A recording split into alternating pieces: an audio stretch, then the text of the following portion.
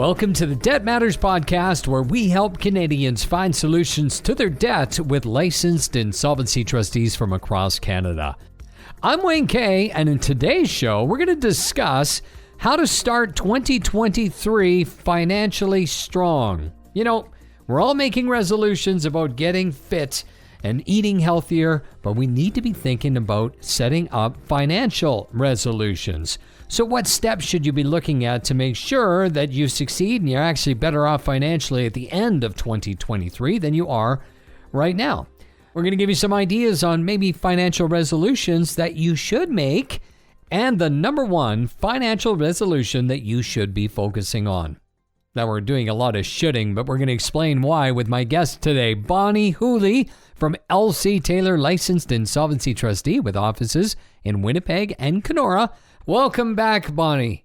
Thank you, Wayne, for having me again. You bet. I'm looking forward to our topic. I love resolutions, especially financial resolutions. So we're going to talk about how to start that 2023 financial year super strong so that we are in a better place next year than we are this year. So New Year's resolutions, do you make one?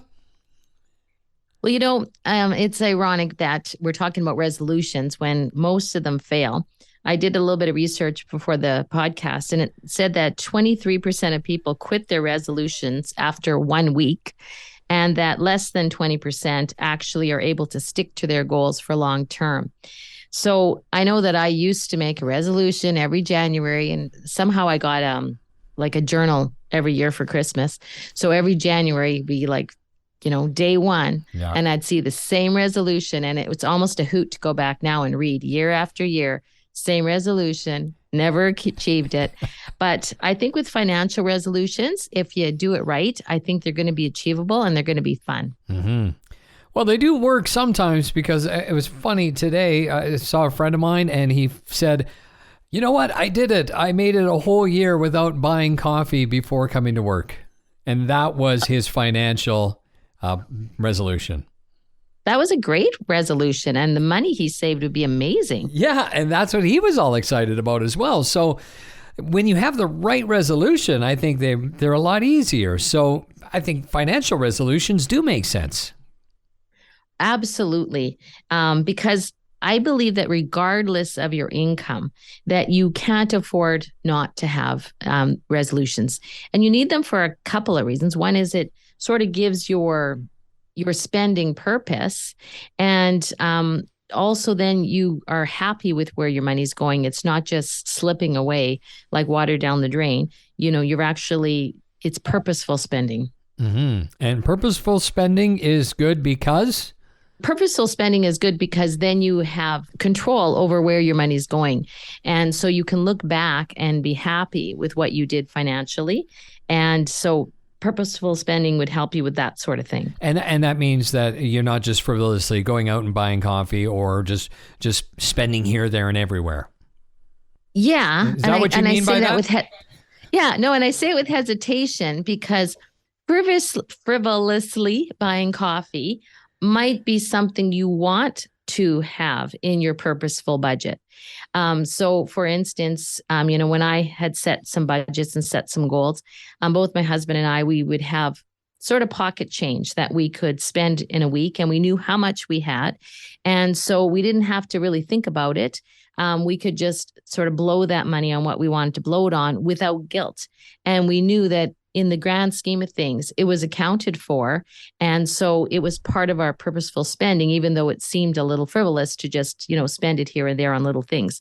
So it's kind of like a bit of an oxymoron there because it's sort of like planned, purposeful, discretionary blowing. Mm-hmm. But that's a good thing. It was planned for. So you had it in the pocket, though. It wasn't just randomly going on the card.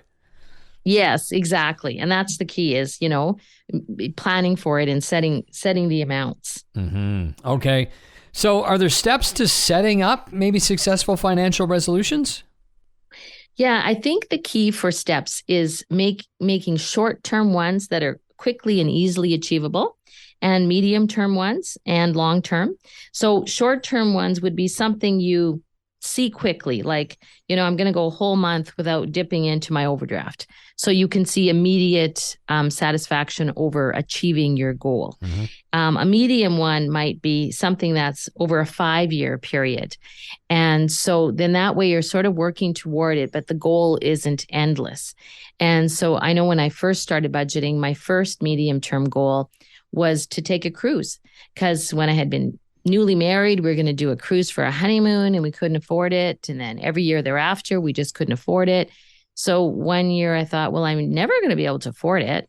So when I broke it down into how much I would have to put away over a 5-year period on a monthly basis, that was extremely affordable. So suddenly I had a goal that I could work toward, and it was very doable, and it became my first cruise. And once I figured out how to do medium-term goals, I was able to do more cruises. So you want to make a medium-term goal that's achievable. And then you want something that's long-term, like looking ahead, 20 years from now, 30 years from now, 50 years from now. And I remember when I had started out budgeting as well, there was a book that was popular out there called The Wealthy Barber. And it was a fable about, a guy who made it bigger than all his friends that went to Harvard. And he had done it just by chipping away a little bit at a time over a long period. So, when I pulled out my compound interest calculator and figured it out, if you're 20 years old and you start putting, $100 a week away or a few $100s a month, you can retire a millionaire.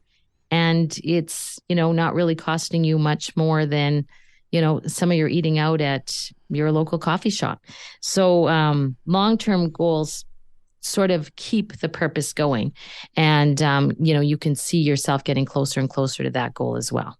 And if somebody doesn't have that book yet, it's now The Wealthy Barber Returns, I believe is the latest version. A great, easy read, updated, and just some great advice in there, because I, like you, I get so excited about that compound interest calculator that it's wonderful to run those numbers, and you say 20 years at only, let's say 4% or 5% compounding, and you see what it ends up being, and it's shocking. Yeah. And I know, and it also works the reverse way for a mortgage. So I often tell people who are getting a mortgage, first of all, most mortgages, people start out there, they go for the 25-year mortgage. And I say, well, ask your lender how much the payment would be for a 20-year mortgage.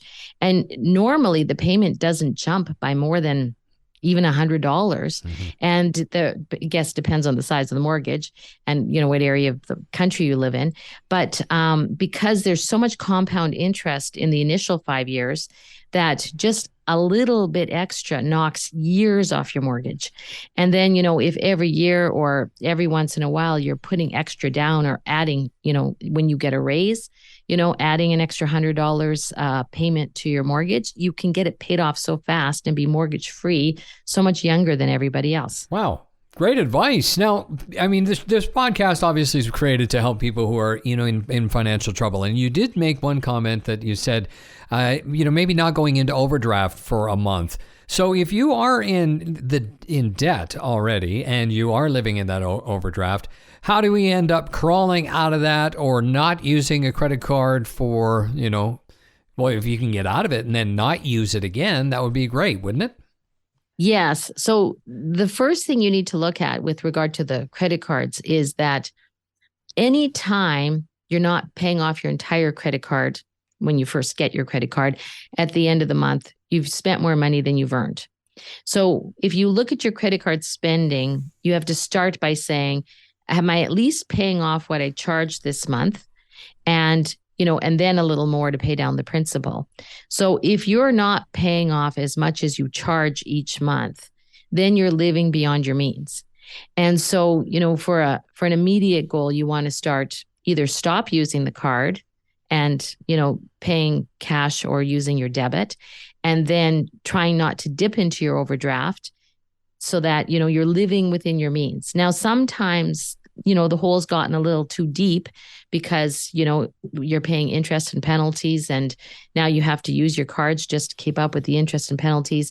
And so when that happens, you might want to talk to someone like myself, a licensed insolvency trustee, to see what options there are for getting you back on track at a maybe at a bit of a quicker pace, because there's options under the Bankruptcy and Insolvency Act, like filing a proposal where you settle the debt and there's a stay of proceedings. And so you don't necessarily have to pay 100%, but it gets you back on your feet so that, you can be productive again. Or sometimes, depending how deep your hole is, you may need to even consider filing an assignment in bankruptcy. But if your budget isn't too far out of control, then, sometimes starting by getting the credit cards dealt with and the overdraft dealt with, might be the way to get you started on a solid plan for your future. So when we're setting that financial resolution, what should that include? Okay, it should include things that matter to you. So if you don't put things into your financial plan or your budget that matter to you, you're not going to stick with it. So, I'm going to exaggerate here. So if you set a goal that I'm going to raise $100,000 for the charity that's called Help Rich Kids Buy Convertibles, that's not going to be something that's going to be of interest to you, and you're going to lose interest quite quickly. But if you say, hey, I'd like my kids to have a university degree, so I'm going to start, a registered education savings plan, that's something that might matter to you, and that's going to make it worth maybe a bit of sacrifice to stick to, and so you have to pick something that's going to make it matter to you. Okay. That's a major one. How important is it to set the resolutions together with your partner? Well, that's key because, and that's not always easy, because one of you can sabotage, the financial plans, but most partners aren't going to have similar interests to you, and your personality traits that help you to attract to each other are often opposites. And so what's important to you is not going to be important to them. And so setting the goals together can sometimes be a bit of a hardship. So there's going to be things you agree on, like, maybe saving for your kids' education.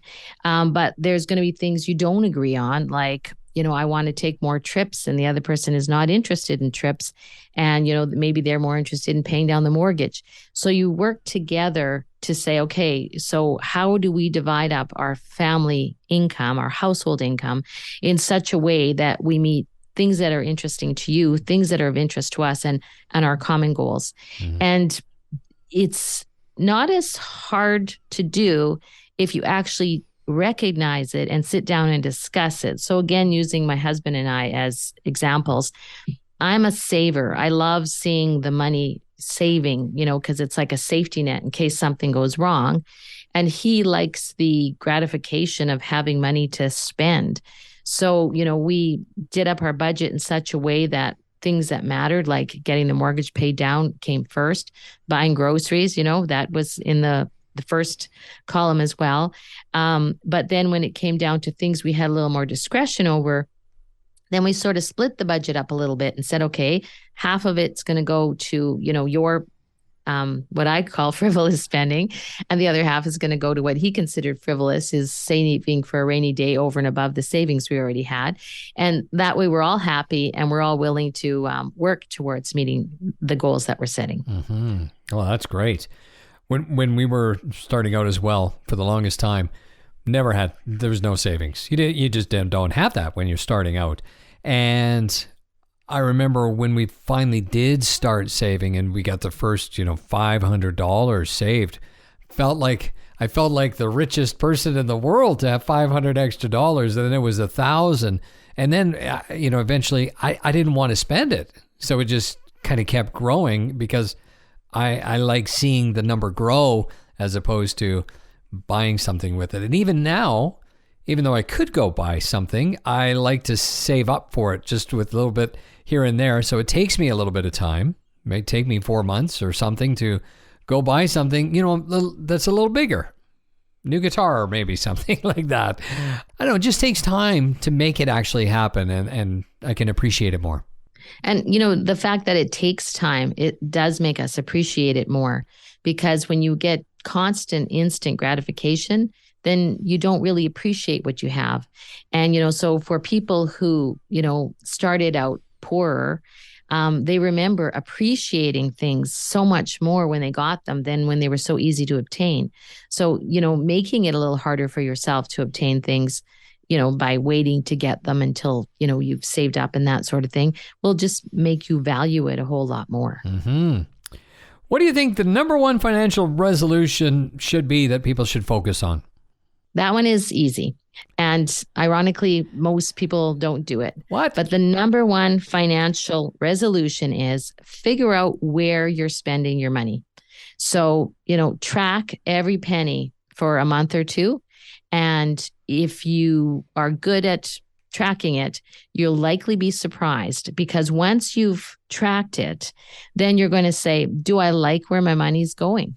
And, are there areas that I would like to change? And is there areas that my money should be going to? So tracking it gives you a snapshot of what's really happening. And for most people who aren't purposeful in their spending, or who aren't spending based on a plan that they've made, they're usually quite surprised that things they think are draining their budget are not the things that are actually draining their budget. And so it helps you to really focus on what's going to matter to you. That's great advice. Bonnie, thank you very much for being on the show. This is very helpful, and I hope everybody really starts focusing on their finances in 2023. Yes, prosperous new year to you. To you too. Thank you very much for your time. Okay, thank you, Wayne. Well, my guest today, Bonnie Hooley. You can learn more or schedule that free consultation with L.C. Taylor, licensed insolvency trustee, by going to their website, lctaylor.com. And that's it for the Debt Matters podcast. Make sure you subscribe wherever you get your favorite podcasts from. And of course, for more information, you can always check out debtmatters.ca. Thanks for listening.